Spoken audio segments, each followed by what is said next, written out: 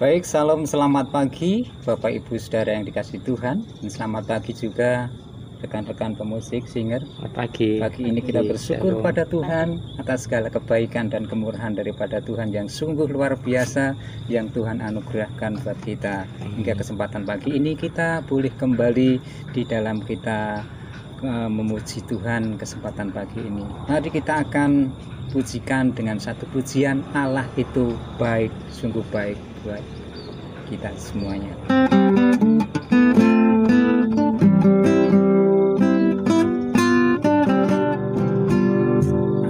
Allah itu baik, sungguh baik bagiku, ditunjukkannya kasih setianya yang menyenangkan, yang ku perlukan, menyatakan kebaikan, menyatakan kebaikan, menyatakan kebaikannya padaku, kasih setianya tak pernah berubah, dulu, sekarang, dan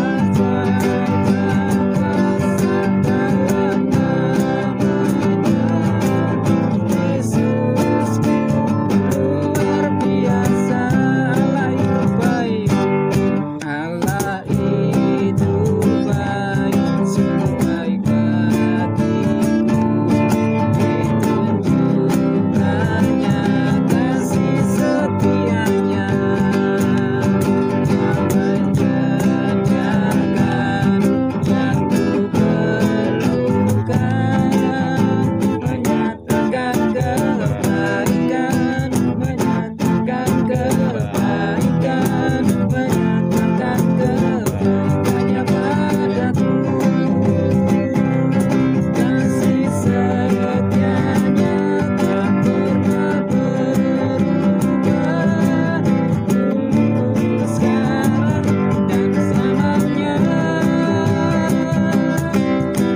Ajaib kuasa dalam namanya, Yesusku luar biasa kasih setianya, kasih setianya tak pernah berubah, dulu, sekarang, dan selamanya.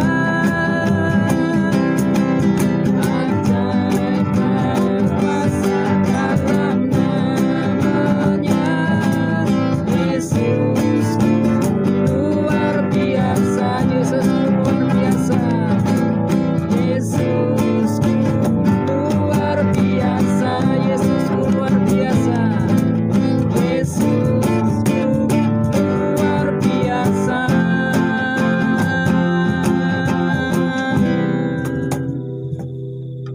Mari kita tundukkan kepala kita bersyukur pada Tuhan. Bapa Surgawi, pagi ini kami sungguh bersyukur kepadamu Tuhan atas segala kebaikan dan kemurahan-Mu. Hingga kesempatan pagi ini kami boleh diberikan kesempatan untuk kami boleh memuji Tuhan, untuk kami mensyukuri atas segala kemurahan dan kebaikan yang Tuhan luar biasa bagi kami Bapa. Terima kasih, kami menyerahkan ibadah kami pagi ini, kami serahkan sepenuhnya ke dalam tangan kuasa-Mu. Mari Tuhan, kepimpin dan sertai kami, dan biarlah penyertaan dan lawatan daripada Tuhan atas kami, hingga ibadah kami pagi ini ibadah yang sungguh menyenangkan akan hati Tuhan. Terima kasih, kami bersyukur kepadamu, kami serahkan ibadah kami ini, kami serahkan dari awal hingga akhir tangan kuasa-Mu. Hanya di dalam nama Tuhan kami Yesus, kami mengucap syukur dan kami berdoa. Haleluya. Amin. Ya, baik, kita akan lanjutkan di dalam kita memuji Tuhan. Oleh karena kebaikan daripada Tuhan, yang mana Tuhan Yesus telah menyatakan dirinya atas segala kemurahan dan kebaikan bagi kita semuanya. Kita angkat dengan satu pujian yang mengatakan, Roh Kudus, Kau hadir di sini.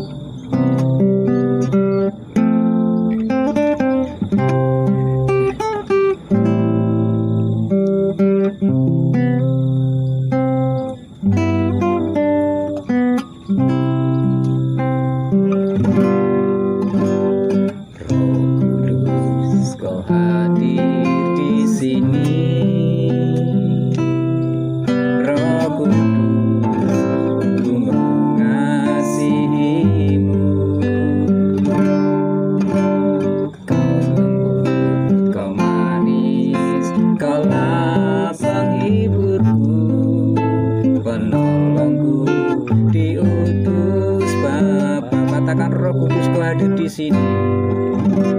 Roh Kudus, Kau hadir di sini. Roh Kudus, ku mengasihi-Mu.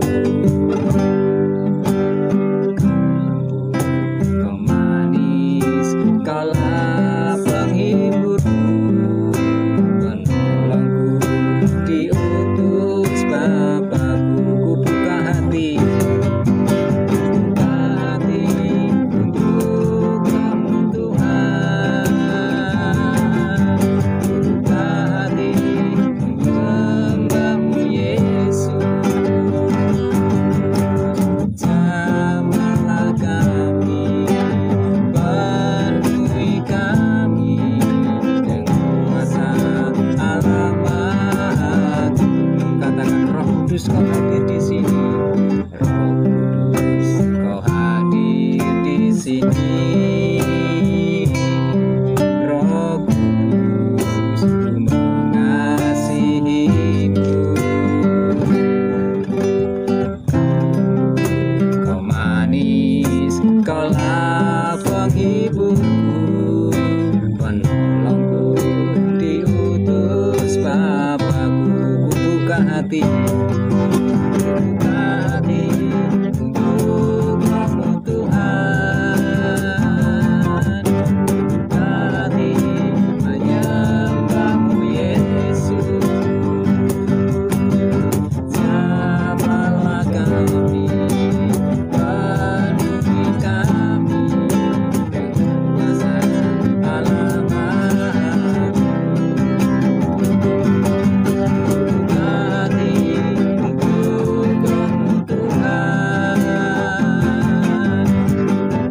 hati menyembah-Mu Yesus. Jamahlah kami, penuhi kami dengan kuasa Allah Maha Tinggi. Buka hati untuk Kamu Tuhan. Buka hati menyembah-Mu Yesus. Jamahlah kami, penuhi kami dengan kuasa Allah Maha Tinggi. Jamahlah kami, jamahlah kami, penuhi kami dengan kuasa Allah Maha Tinggi.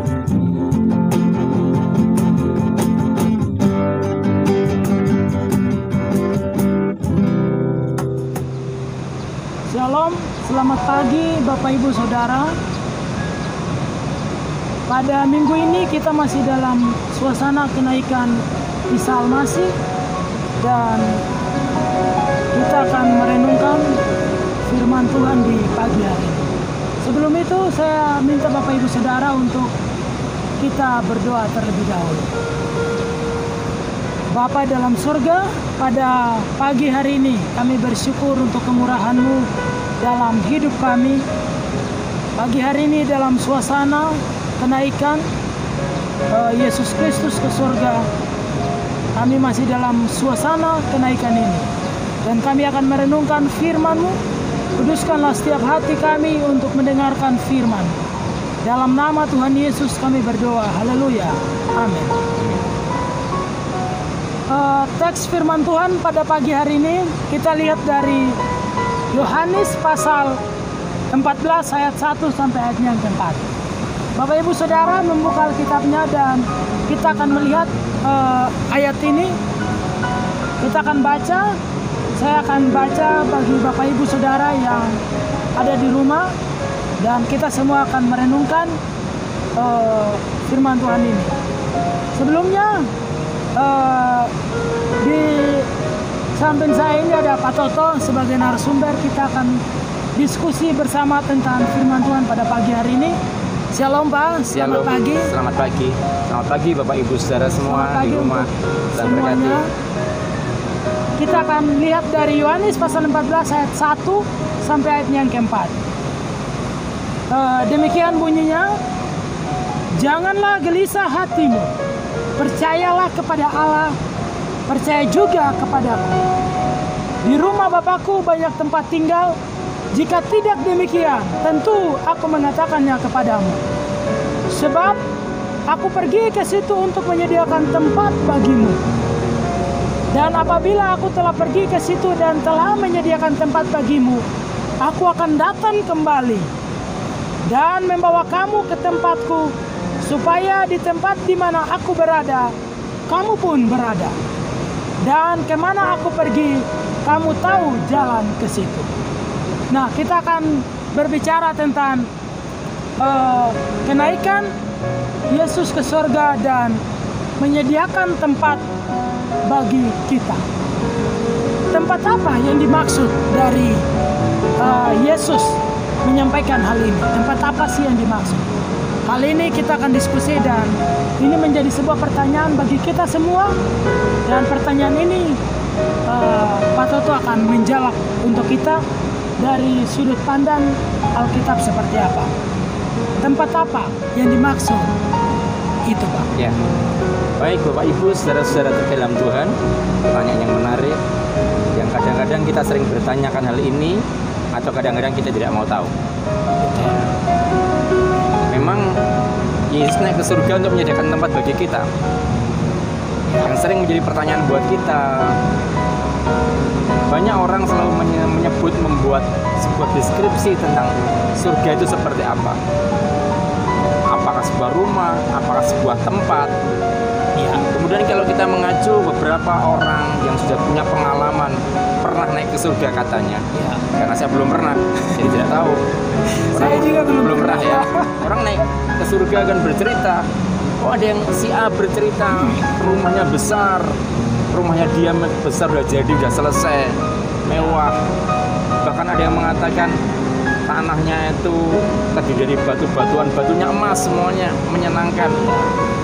Tapi ada orang yang pernah ke surga juga bercerita, dari ujung ke ujung tidak melihat apa-apa, tapi tempatnya sangat menyenangkan, tidak panas, tetapi sejuk. Ya, hanya terdengar pujian-pujian semata-mata. Ada juga yang berkata, aku sudah dibawa ke surga, tapi rumahku belum selesai, masih dibangun. Jadi harus dikembalikan lagi. Maka dia dikembalikan lagi. Ya, ini kisah-kisah yang sangat menarik. Ya. Mungkin pertanyaan saya, seandainya mereka-mereka yang sudah pernah naik ke surga, ya, kumpul duduk bersama, mereka membuat sebuah gambaran tentang surga, mungkin akan lebih lengkap. Tapi toh kita tidak tahu. Karena kalau berbicara ayat tadi, ya, di rumah Bapakku banyaklah tempat. Ya. Saya mengambil kesan dari teks aslinya kan disebutkan, bisa disebut rumah, bisa disebut tempat, ya, boleh lapang, boleh apapun juga menyebutkannya. Tapi itu sebuah tempat. Maka di sini gambaran saya, rumah Bapa itu sangat besar. Ya. Yesus menyediakan tempat bagi kita. Ya. Itulah saya tidak mengerti bagaimana kalau rekan-rekan Papua Pedalaman bercerita tentang surga. Ya, tempat Tuhan tempat sediakan, apakah juga dari bangunan-bangunan sederhana atau seperti apa, kita tidak tahu. Tapi yang jelas Tuhan Yesus naik ke surga, menyediakan tempat bagi Bapak Ibu Saudara, bagi saya, bagi Mas Yakobus. Tuhan menyediakan tempat bagi kita. Tempatnya seperti apa? Saya mau sampaikan. Bangunannya seperti apa? Itu bukan urusan kita. Itu aja. Kenapa bukan urusan kita? Kita kan akan ke sana, tetapi kenapa bukan urusan kita? Maksudnya apa? Oh, yang jelas bukan urusan kita. Urusan kita itu di dunia. Karena Yesus berkata, aku pulang kembali ke rumah Bapa, menyediakan tempat. Jadi yang menyediakan tempatnya Tuhan. Kenapa kita repot-repot bingung? Mengapa kita membuat gambaran-gambaran tentang surga seperti apa? Tapi yang jelas Alkitab berkata dalam surga itu tidak ada ratap tangis, kertak gigi, adanya sukacita, rasa syukur. Tentu itu yang kita bisa berikan gambaran. Nah, itu persoalannya perlu diingat. Kenapa kita tidak perlu urus? Karena Tuhan menyediakan tempat bagi kita. Kita menerima upah di surga. Tapi bukan kita yang membangun rumah, bukan membangun tempat di sana. Oke. Oke, Bapak Ibu Saudara sudah mendengarkan bagaimana Yesus naik ke surga menyediakan tempat. Apa yang dimaksud tempat itu? Sudah dijelaskan, ada dua hal di situ. Banyak orang punya pandangan naik turun surga atau pergi ke surga dan balik lagi. Katanya tempatnya belum selesai, jadi harus balik ke bumi. Tetapi ingat bahwa Yesus berkata bahwa aku pergi untuk menyediakan tempat bagimu. Amin. Dan aku akan datang kembali membawamu ke tempat itu. Di mana aku berada, di situ pun juga kamu berada. Amin. Dan kemanapun aku pergi, kamu tahu jalan ke situ. Jadi itu Yesus berkata. Dan ini firman menyampaikan juga kepada kita bahwa banyak orang punya pandangan bahwa surga itu dalam bentuk sebuah rumah, dalam bentuk tempat. Tetapi ingat baik-baik, surga kita terjemahkan dalam apapun itu bukan urusan kita.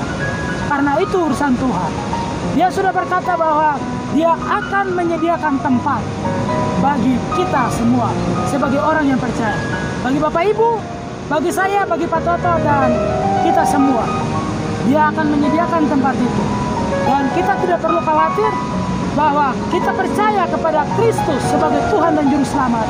Kita akan datang dan kita akan mendapatkan tempat yang telah disediakan itu. Amin. Itu menjadi penting buat kita. Jadi kita tidak perlu berpikir bahwa di surga itu ada sesuatu yang ini, itu, dan lain sebagainya. Kita tidak perlu berpikir begitu. Tapi yakinlah bahwa surga itu kita akan ada di sana.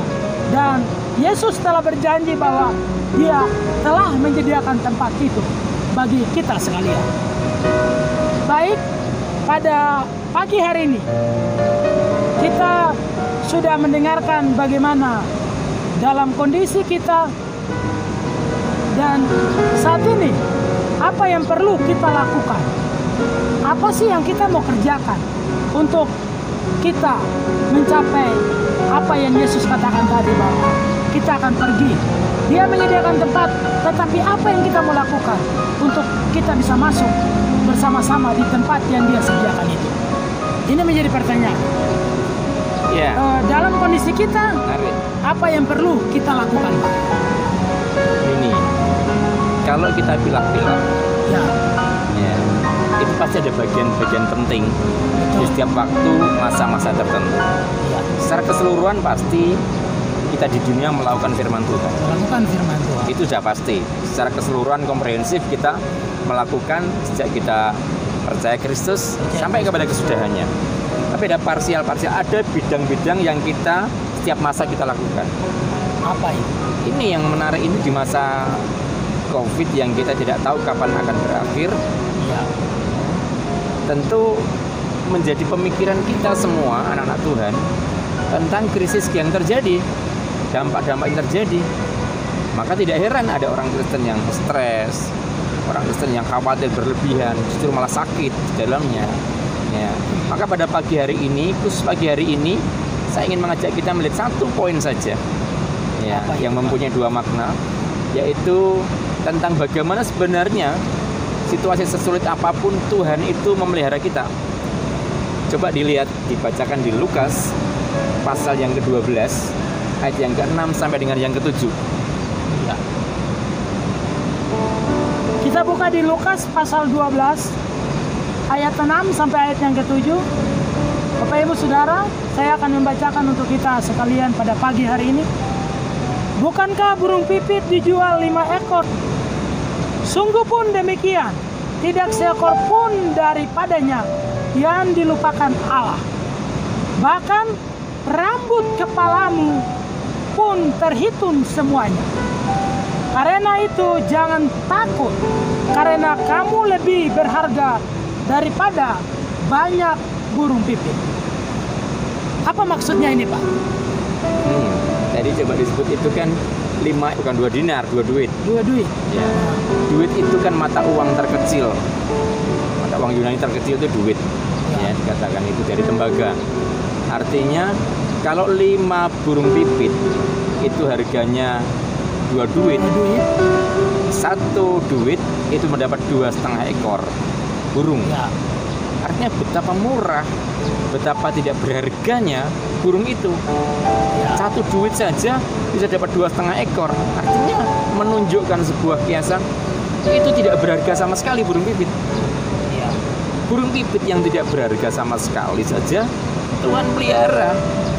Lebih-lebih kita umat ciptaannya, ciptaan tertinggi, pasti lebih berharga. Nah, ini sebenarnya pemahaman Yesus yang sangat sederhana. Lihatlah, Yesus menggunakan perumpamaan yang sangat sederhana, yang sehari-hari ada bersama dengan mereka. Mungkin burung pipit tidak dimanfaatkan, atau mungkin dimanfaatkan tetapi sangat sederhana. Pagi hari ini, hal ini yang saya mau jelaskan bagi kita. Di situasi yang sangat mengkhawatirkan ini, COVID kah, dampak krisis ekonomi kah, mungkin Bapak Ibu Saudara yang punya perusahaan, yang punya karyawan, atau saudara sendiri karyawan atau buruh, kemudian mengalami situasi ini, punya kekhawatiran, saya berharap ayat ini menjadi kekuatan bagi kita. Burung pipit saja yang tidak berharga Tuhan pelihara, apalagi kita yang berharga. Tuhan Maha tahu jumlah rambut di kepala kita ini, walaupun saya hanya terbatas. Tuhan pun masih bisa menghitungnya. Tuhan tahu semuanya. Artinya selai rambut pun jatuh pasti Tuhan tahu. Itu memberikan gambar bahwa Tuhan itu pemerhati yang luar biasa. Maka Bapak Ibu Saudara, setiap fokus dan kita semua dalam situasi seperti ini, saya mau ingatkan, burung pipit saja Tuhan pelihara. Lebih-lebih kita yang berharga di mana Tuhan, kita akan lebih dipelihara. Itu butuh sebuah kepercayaan kita kepada, ada totalitas iman percaya kepada kita. Dia akan menuntun kita, membimbing kita. Roh Kudus yang sudah tercurah, kita akan peringati Pentakosta, tapi Roh Kudus sudah tercurah, itu akan memberikan inspirasi, dengan iluminasi dalam pikiran kita, agar kita menemukan jalan-jalan yang baik tentang pemeliharaan Tuhan. Jadi yang pertama, burung pipit tidak berharga dipelihara Tuhan. Lebih-lebih kita yang berharga di mata Tuhan, pasti dipelihara. Itu masih bagus. Baik, Bapak Ibu, kita telah mendengarkan bagaimana paparan sedikit dari perumpamaan Yesus. Injil Lukas pasal 12 ayat 6-7. Burung pipit dijual 5 ekor 2 duit. Kita sebagai orang yang percaya, kita mengalami situasi yang mungkin seakan tidak mungkin untuk kita bangkit. Tetapi ingatlah bahwa Yesus berkata bahwa rambut kita itu terhitung semuanya. Artinya apa? Pemeliharaan Tuhan itu sempurna dalam hidup kita. Apapun yang terjadi, tetapi ingat bahwa Yesus, Tuhan itu selalu memelihara hidup kita sampai kapanpun. Asalkan kita yakin dan percaya bahwa Dia tuh ada dan Dia sanggup menolong kita. Nah, pertanyaan yang sangat sederhana. Saya mau bertanya untuk Pak Toto, kenapa Bapak mengajak saya berada di tempat ini? Maksudnya apa, Pak? Iya, Bapak Ibu Saudara yang ada di rumah, menarik sekali. Saya memang mengajak Mas Jack kita mengambil perenungan di tempat ini. Betul. Ini namanya Bendung Gerak Serayu, sebuah bendungan. Tentu ada maksud tujuan kenapa bendungan itu dibuat, kenapa bendungan itu dibangun sedemikian rupa. Bapak Ibu, sengaja saya ingin Bapak Ibu ikut mendengar suara deru air terjun, derasnya air terjun bendungan ini, agar ikut merasakan dampak-dampak sensasinya. Kita merasakan. Majek saja ke tempat ini supaya sedikit ada makna yang kita perlu pelajari. Apa sih pentingnya bendungan? Tentu dulu tidak ada bendungan, sungai akan mengalir begitu saja. Di musim hujan, di musim kemarau, airnya seperti ini saja akan turun ke bawah. Kemudian manfaat-manfaat pengairan sangat terbatas. Tapi begitu bendungan ini dibuat, air itu tertahan, sehingga permukaan airnya tinggi, air itu jadi bagi kemana-mana, ke daerah-daerah yang membutuhkan air karena dia lebih tinggi posisinya. Sehingga itulah manfaat bendungan, mengatur air di saat debitnya berlebihan, di saat debitnya kekurangan. Bapa kita di surga seperti itu, memelihara, mengatur, membendung, membagikan ke semua yang lain. Itulah peran Bapa di surga. Sehingga kalau saya hubungkan dengan yang tadi, cara Tuhan memelihara kita itu sama seperti bendungan begini tuh. Ya. Tuhan buat sesuatu supaya kita semua terpelihara. Dengan bendungan ini lebih banyak orang terpelihara. Ya, kalau bendungan buatan manusia saja mengambil konsep seperti itu, apalagi Tuhan kita yang dahsyat, Allah kita yang dahsyat, Bapak Ibu Saudara, pasti akan memelihara kita, akan mengalirkan berkatnya juga kepada kita. Ya, itu Mas Yakobus. Terima kasih untuk penjelasan tentang bendungan ini. Bapak Ibu Saudara sudah mendengarkan bahwa Pak Toto mengajak saya di bendungan Sungai Serayu ini. Ada hal yang perlu kita memperhatikan dari bagian ini. Di saat musim kemarau, air sudah mulai berkurang. Bendungan ini akan mensuplai ke daerah-daerah yang tidak mendapatkan air. Bapa di sorga sanggup menyediakan apapun yang kita butuhkan. Amin. Asalkan apa? Kita datang pada Dia, minta pada Dia, bersyukur kepadanya, Membuka hati kita, membuka diri untuk menerima Dia, dan selalu yakin bahwa pemeliharaannya itu tidak pernah terlambat dalam hidup kita. Jadi bendungan ini sebagai gambaran kehidupan kita. Menghadapi masalah apapun, ingatlah bahwa Bapa di sorga itu mempunyai bendungan yang luar biasa, yang sanggup menolong kita dengan berbagai macam cara yang kita sama sekali tidak paham dan kita tidak tahu.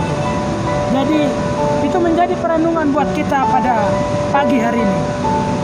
Bapak Ibu Saudara sudah mendengarkan bahwa Yesus naik ke surga menyediakan tempat bagi kita.